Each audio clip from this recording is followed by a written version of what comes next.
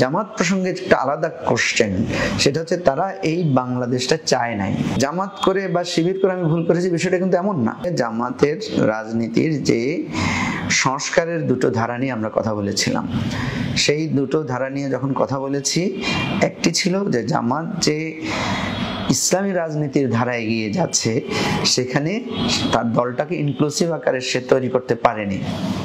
আমরা বলেছি যে আপনি যেহেতু একটা গণমুখী রাজনীতি করছেন, ভোটের রাজনীতি করছেন, বাংলাদেশের রাষ্ট্র ক্ষমতায় আসতে চান, তাহলে দলটাকে ইনক্লুসিভ আকারে সাজাতে হবে, এখানে কিছু সংস্কারের দরকার আছে।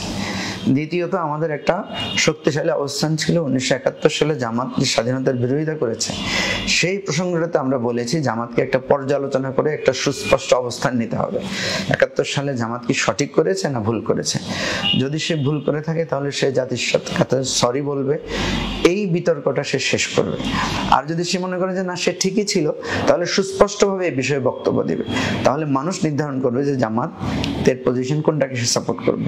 সে একদিকে 71 সালে সঠিক ছিল মনে করবে, আবার 16 ডিসেম্বর বিজয় দিবস পালন করবে, 26শে মার্চের স্বাধীনতা দিবস পালন করবে, মুক্তিযুদ্ধের শহীদদেরকে সে শহীদ হিসেবে শ্রদ্ধা জানাবে। এই দ্বন্দ্ব নিয়ে বাংলাদেশের গণরাজনীতি করা সম্ভব না।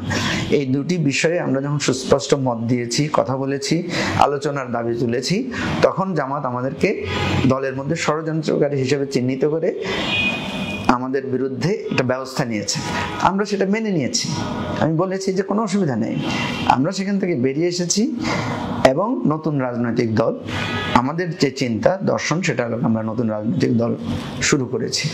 তো সুতরাং আমি মনে করি জামাত করে বা শিবির করে আমি ভুল করেছি বিষয়টা কিন্তু এমন না। কারণ আপনি দেখেন, আপনি যদি লেখাপড়া করতে যান, আপনি হয়তো একটা কলেজে পড়ছেন, কালকে হয়তো আরেকটা ভালো কলেজে আপনি ভর্তি হবেন, তার মানে কি আপনি আগের কলেজে পড়ে ভুল করেছেন? বিষয়টা তো এমন না। আমি ইসলামী ছাত্র শিবির করেছি, জামাত ইসলামী করেছি, সেই রাজনীতি থেকে অনেক কিছু আমি পেয়েছি। আমিও তাদেরকে অনেক রাজনৈতিক ইনপুট দিয়েছি আমার জীবনের অবদান দিয়ে, আমি তো সেই দলের একজন কন্ট্রিবিউটার। সুতরাং এটা এই চাঁদার, জামাতও আমাকে সম্মান দিয়েছে, আমিও জামাতের জন্য কাজ করেছি। কিন্তু আমি মনে করি একটা দলের নেতা এবং কর্মী হিসাবে আমার তো সেই দলের সংস্কারের জন্য, সেই দলের কল্যাণের জন্য আমার ভূমিকা রাখা দায়িত্ব। আমি সেই ভূমিকাটা রেখেছি। তো যেহেতু তারা মনে করেছে আমার এই ভূমিকাটা তাদের কাছে ভালো না, তাদের জন্য কল্যাণকর না, সেহেতু তারা আমাকে বাদ দিয়েছে, বহিষ্কার করেছে। আমার তো এটা নিয়ে কোনো আক্ষেপ নাই, কোনো আফসোস নাই। আমি বেরিয়ে এসেছি, আমি আমার নতুন পথের সন্ধানে নতুন রাজনৈতিক দলের নিয়ে কাজ করছি। জামাত বাংলাদেশের যে সংবিধান, বাংলাদেশের যে গণতান্ত্রিক অঙ্গীকার আমাদের, সেই অঙ্গীকারের সবার এখানে রাজনীতি করার কি আছে?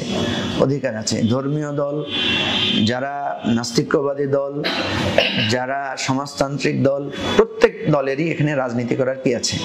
অধিকার আছে। কিন্তু জামাত প্রসঙ্গে একটা আলাদা কোশ্চেন, সেটা হচ্ছে তারা এই বাংলাদেশটা চায় নাই, এই বাংলাদেশের স্বাধীনতাটা তারা সমর্থন করে নাই।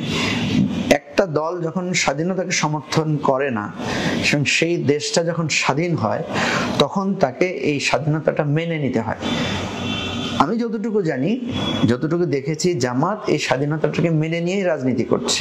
কিন্তু সমস্যা দাঁড়ায় সেটা হচ্ছে সে ভেতরে ভেতরে বলার চেষ্টা করে যে আমরা 71 সালে যে ভূমিকা রেখেছি সেটা সঠিক ছিল। এটাই জামাতের সবচাইতে খারাপ দিক। এবং জামাত যতক্ষণ পর্যন্ত বাইরে একটা ভেতরে একটা, এই ধরনের দুইটা দ্বিমুখী ধারা লালন করবে, তখন তার নৈতিক একটা প্রশ্ন এসে যায় যে আপনি যে দেশটা চান নাই, আপনি মনে করছেন যে এই দেশটা হওয়াটা ঠিক হয় নাই, আপনি যেটা চেয়েছিলেন ওটাই সঠিক, তাহলে আপনি এখানে রাজনীতি করতে পারেন না। এটা একটা নৈতিকতার প্রশ্ন।